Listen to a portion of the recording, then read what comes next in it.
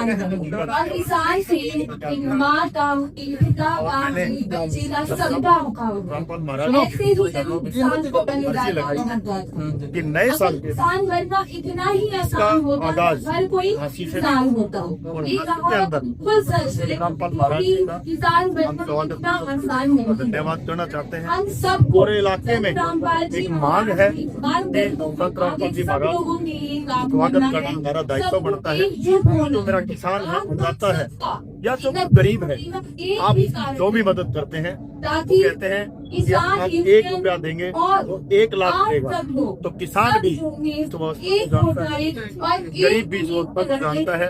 महाराज जी ने बहुत अच्छे काम, गरीबों के पुनर्वास का काम, गरीबों के घर में राशन देने का काम, गरीबों के घर में कन्याओं की शादी करने का काम, और साक्षात भगवान बन के आज ये इंडिया के और इन्होंने देखा है मेरा भागता हुआ किसान आज उनका धन्यवाद करना चाहता है कि ऐसी मदद करने के बाद आज तक दुनिया में किसी ने की। और मैं इस मंच के माध्यम से संत रामपाल जी के आशीर्वाद से देश के जितने भी संत हैं उनसे भी मैं अपनी विनती करना चाहता हूँ कि जैसा संत रामपाल जी महाराज ने सेवा का भाव लेकर दुनिया में कार्य किया है, जब 26 साल में ऐसे करेंगे तो मेरे भारत को सोने की दुनिया बनाएंगे। श्री दिलबाग सिंह मुखर्जी ने उन लोगों का साथ दिया, उनकी मदद की, सामाजिक कार्य में हमेशा तत्पर रहे। देखिए मैं गवाह हूँ, मेरे गांव के अंदर साथ तुम्हें चाहिए इस तरह का बेबस किसान बेबस हमारे जैसे समाज से भी जब सबकी मेहनत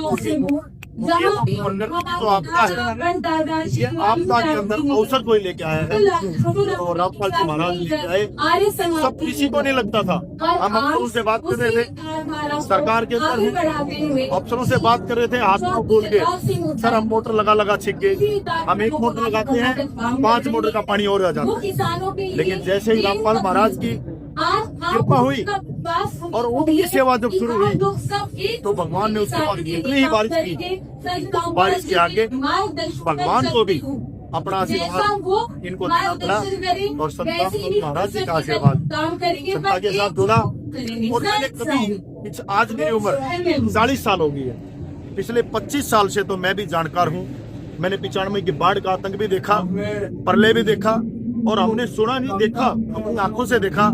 उत्तराखंड के अंदर जैसा मंजर आया था वो मंजर आज पूरे देश के अंदर आया। और संत राम महाराज जी ने अकेले हरियाणा में नहीं, पूरे के पूरे देश के अंदर आप देखेंगे सभी इलाकों में एक 20 दिन की व्यवस्था को ऐसा चमका के लेके आए। 20 दिन की व्यवस्था को वो आशीर्वाद दे दिया कि जेल में बैठे इंसान ने भगवान का काम करके और मेरे किसानों की जमीन को बचाने का काम किया। उनकी 2 नहीं, मुझे लगता था अब की बार जो पानी था अगले 4-4 साल फसलें नहीं बीजनी थी।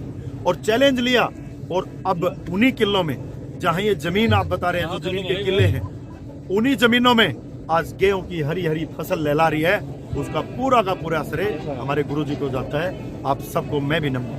अगर ये मदद महाराज की द्वारा न की गई होती तो कितना नुकसान होता किसानों का, किसानों की हालत क्या होती? ये तो मेरे बताने की जरूरत नहीं है, छोटे से 5 साल के बच्चे से भी पूछ लोगे तो उनको भी पता था। किसान के हालात के ऊपर हम बात नहीं करेंगे अकेला, हम उस हर जन के बारे में बात करेंगे। अगर किसान के हालात ऐसे होती तो मैं आपसे पूछना चाहता हूँ देश के हालात क्या हो। अगर किसान नहीं है तो देश कहाँ रहेगा? शाम को खाना खा के किस चीज से हो सकते हैं? किसान से उगाई हुई फसल से। आलू ना होता, ना होती, और अकेले इंसान को नहीं, पक्षी कहाँ से रह जाते? पक्षी भी किसान के ऊपर निर्भर है। आज पशु किस पे रह जाते? पशु भी इंसान के ऊपर है, किसान के ऊपर है। सबकी सूझ लेने का काम हम यहाँ सिर्फ किसान का चर्चा करके रामपाल महाराज की मदद को छोटा करने की कोशिश ना करें। रामपाल महाराज ने जो मदद की है वो इस पूरी दुनिया के हर बंदे तक पहुंचेगी, क्योंकि इस भारत का अनाज आज सिर्फ देश में नहीं विदेशों तक जाती है। आज इस भारत की सब्जियां विदेशों तक जाती हैं, पूरी दुनिया पे इसका असर आना है। जो दौर चला है रामपाल जी महाराज जी की आत्मा के साथ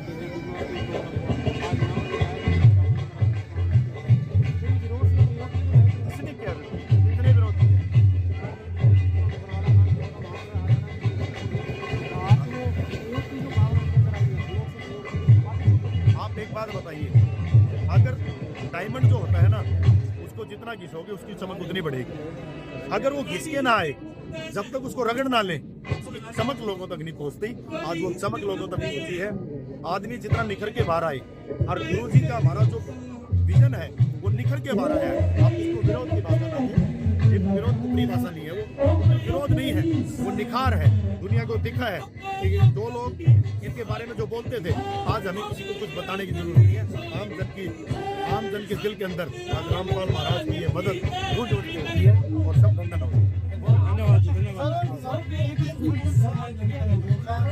कभी नहीं देखा।